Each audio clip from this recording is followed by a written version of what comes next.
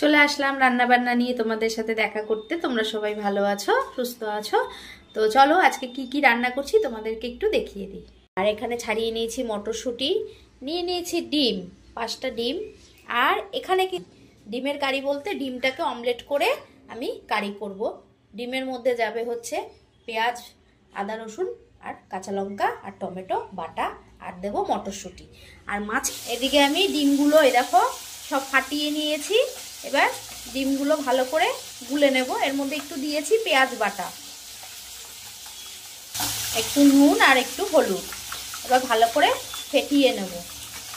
এবার ডিমের কারি করার জন্য আমি কিন্তু কড়াই চাপিয়ে দিয়েছি। কড়াইতে একটু তেল দিয়ে দেব, অল্প করেই দেব যেহেতু আমি ডিমের অমলেট করব।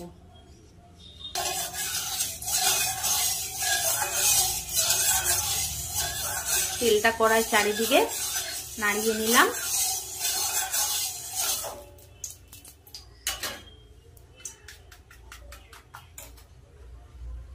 গুলে রাখা ডিমটা দিয়ে দেবো।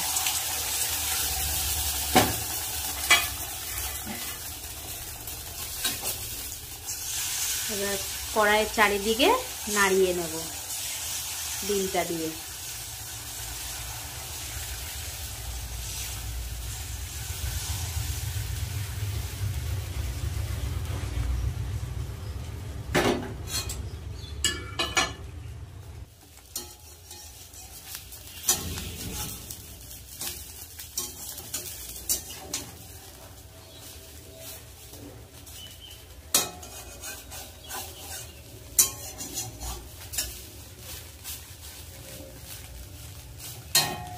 এইভাবে ডিমগুলো ভেজে নেব। আবারও ডিম দিয়ে দেবো।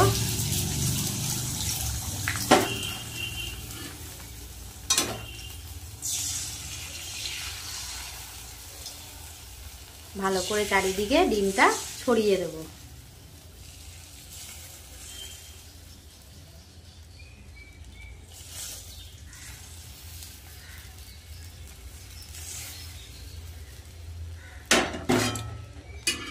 তো এই যে ডিমগুলো সব ভেজে নিয়েছি।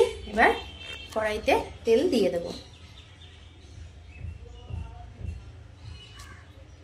আমি সাদা তেলে রান্নাটা করছি, তোমরা চাইলে সর্ষের তেলেও করতে পারো। ডিমের কারি করার জন্য আমি তেজপাতা আর শুকনো লঙ্কা তেলের মধ্যে দিয়ে দেব।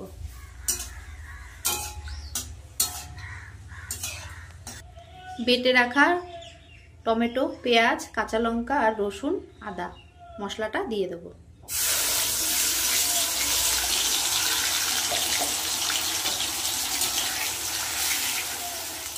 ভালো করে মশলাটা কষিয়ে নেব। মশলাটাকে হালকা করে ভেজে নিয়েছি। এবার দিয়ে দেবো হলুদ, দিয়ে দেবো লঙ্কার গুঁড়ি, দিয়ে দেবো জিরে,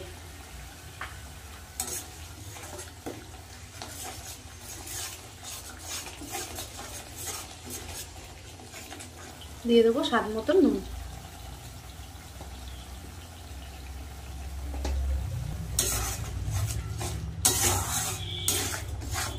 ভালো করে মশলাটা এবার কষিয়ে নেব।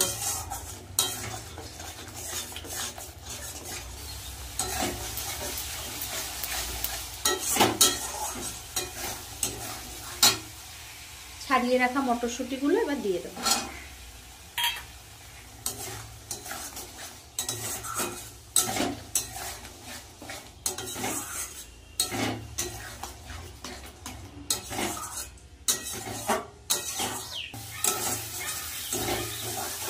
মশলাটা ভালো করে কষিয়ে নিয়েছি।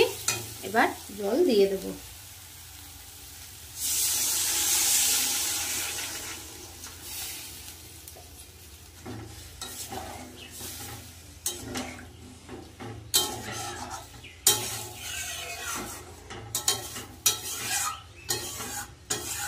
ঝোলটা ফুটলে তারপরে ডিমের পিসগুলো দিয়ে দেব।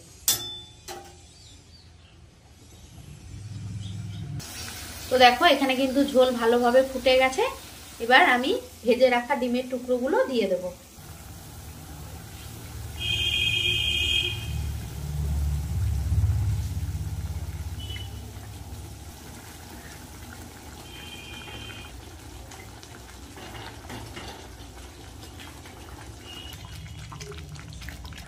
তো আমার ডিমের কারি রেডি, এবার আমি নামিয়ে নেব। তো এই দেখো আমি কিন্তু ডিমের কারি নামিয়ে নিয়েছি। ডিমের কারি। তো আমার রেসিপিগুলো কেমন লাগলো অবশ্যই কিন্তু আমাকে। নাম হচ্ছে অর্ঘ্যদীপ পোশাক। তো চলো আজকের মতন এই অবধি রইলো। কাল আবার নতুন একটা রেসিপি নিয়ে আসছি। সবাই ভালো থেকো, সুস্থ থেকো, সাবধানে থেকো কিন্তু।